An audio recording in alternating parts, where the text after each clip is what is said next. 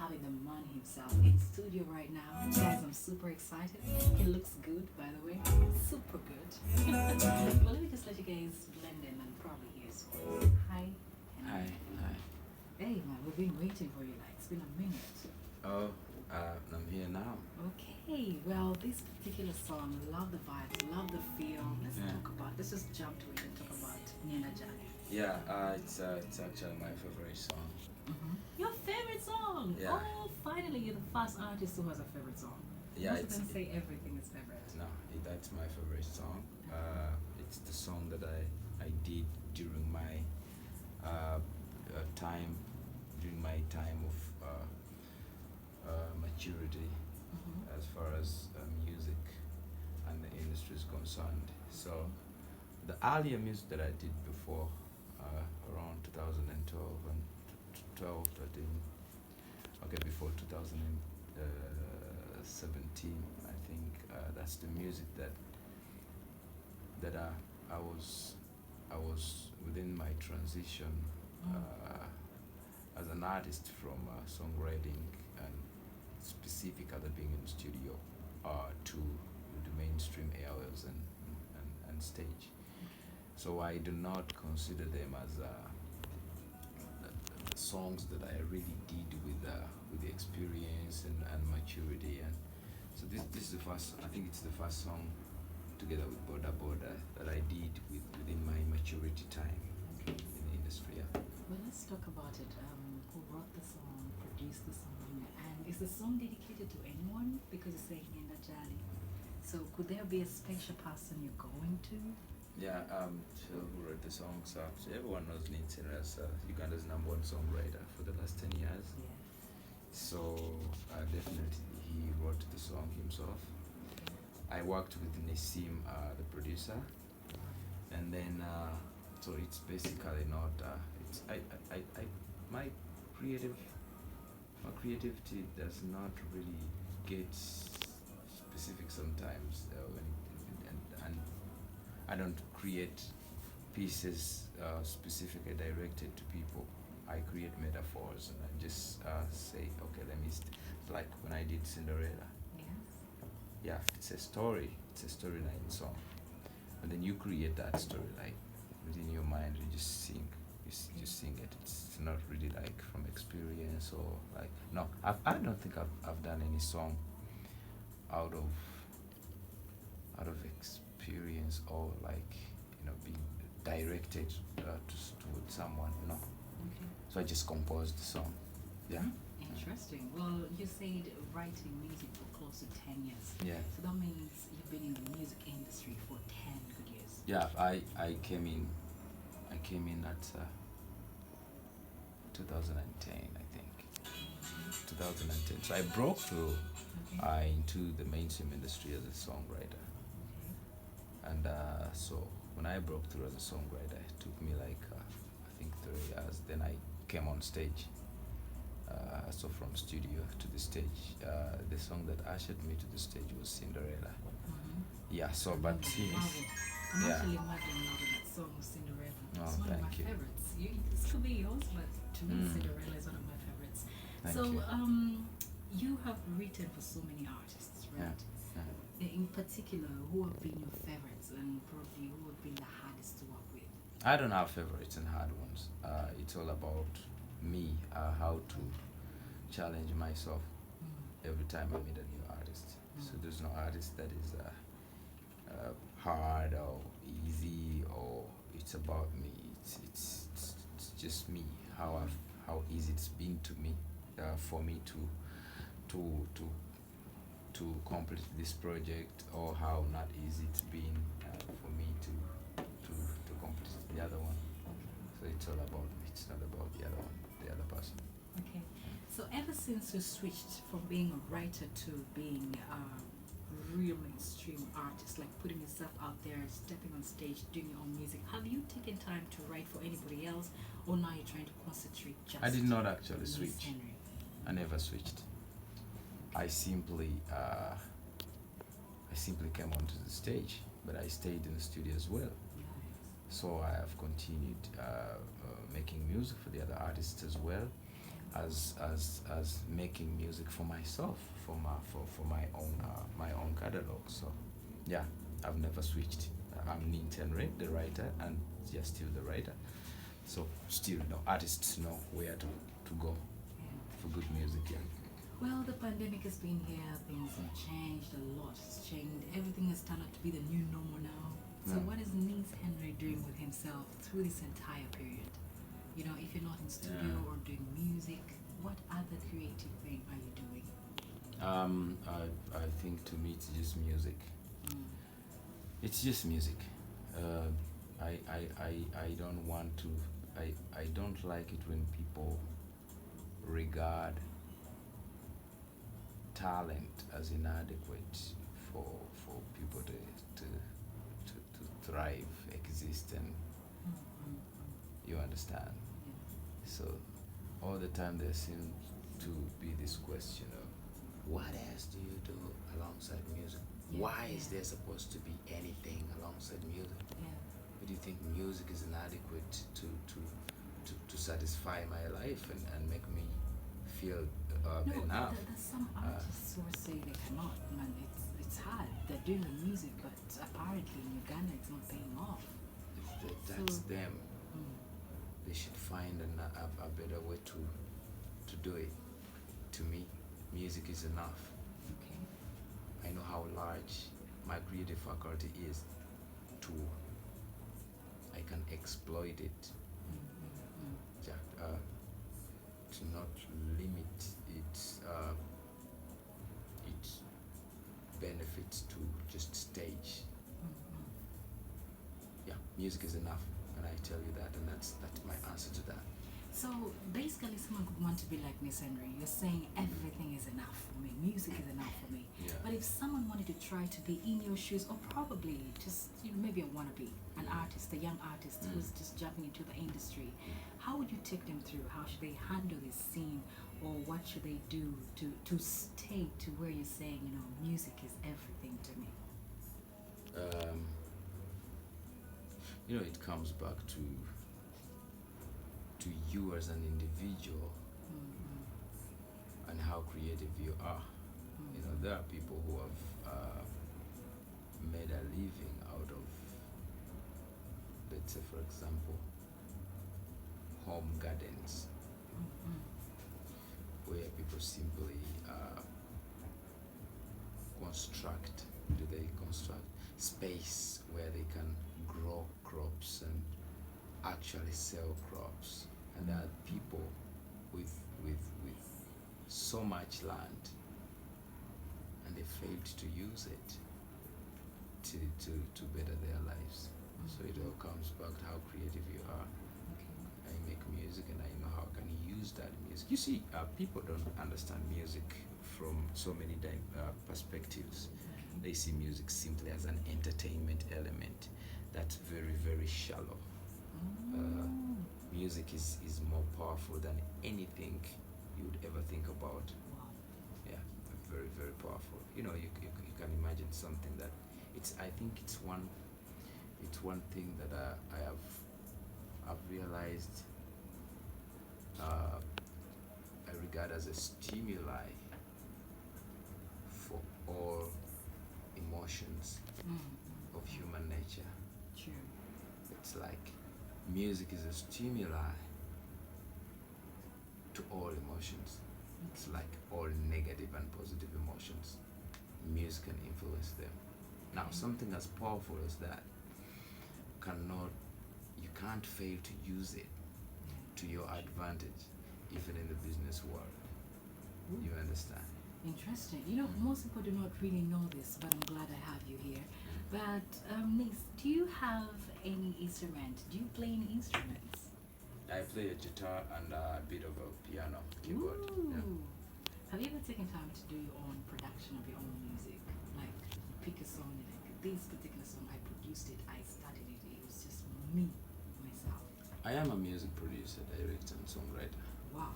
Yeah. Though most of the time I work with the programmers and other producers. So for example, it's like it's different when when a producer is working with me Yeah. from when he's working with another typical artist in the industry. They know they are working with a creative who knows production and simply wants to merge your knowledge with him to create a good piece of art. But you're not, it's not going to be entirely dependent on your head. Yeah, so I co-produce most of my songs. Beautiful. Yeah. You see, this is the thing most artists do not have, but I'm glad, and I'm actually quite excited Yeah. to have to. It's quite an honor to actually have you in studio, and we're having this conversation because definitely 1,000 people are gonna pick leaf because you cannot only do music, you just have to switch and do everything. Learn how to produce your music. Learn how to. That's all the things people don't usually do, but it's quite interesting you do. But before I play the Border Border, let's talk about Border Border. Mhm. Yeah, what was the vision behind this? What Yeah, was the so inspiration. 2016. No, 2016, 17, 16, I think, 16. So I was from the US. So I wanted to come back on stage. Mm-hmm. I'd taken about 3 years down. Mm-hmm. So I met a team of guys. Mm-hmm. One of them is in Los Angeles. It's called MD Chiwamka. Mm-hmm. And then another one is called Jenkins. Jenkins used to work at Capital FM. And so we had a conversation, and they told me, you know what, you need to do some urban beats. Okay. I need to do some urban beats music. I'm like, okay, good. There's nothing I cannot do as far as music is concerned, as far as making a song is concerned. Mm-hmm. So you're going to have to send me for whatever you send me for, and I'll bring it to you. So I went to studio and did Border Border. So they wanted me to do some bit of English and then some urban kind of sound. Yeah, I'm like, yeah. So so they felt like they could not work with me with the old sound of okay, let me rough it up a bit. So I did Border Border. Actually, at that time I did an album, a full album. The title track was Children of the Scene. Oh, interesting. So yeah, then I did Border Border, I did Chichi. Mm-hmm. Yeah. So that's the story behind Border Border. I was trying to do some urban beat and move away from the old sound. Yeah, But later on I realized it was a big mistake. Oh, That's come why. on. Why would it be a mistake and if we love the song? It's a big song. You know, Yeah. sometimes I feel that when you try something else, you're also giving fans a whole different side of you. So why would you call it a big mistake? Yeah, in a sense that you know, when you establish a brand, to the public, Mm-hmm. so it creates an attachment. It's like there's some sense of connection with that brand and you, the person, Okay. and then the fans. Yeah, yeah. It feels a bit like, yo, this is dope, but I mean, like, where's my melody? So It's like, not like yeah, so most of the people came like, man, this is dope, but man, this is not you. It's gonna have to take some time for Yeah. people to really transition from the other old feel of you Mm-hmm. to the new one, and you're very likely to lose so many people along the way, along the transition. Mm. Yeah, so it's very, very dangerous. Wow. Well, you've just talked about people saying things, and I've realized you have a very big fan base, you have a very big following, people love you. I looked at the views on YouTube, I'm like, wow, okay, all this. Do you ever find yourself under pressure because of the fans or people, you know, shooting at you, coming at you?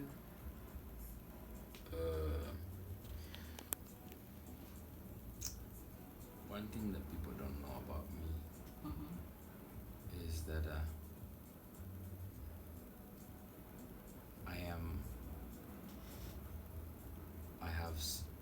studied enough human psychology to understand how people think, Wow.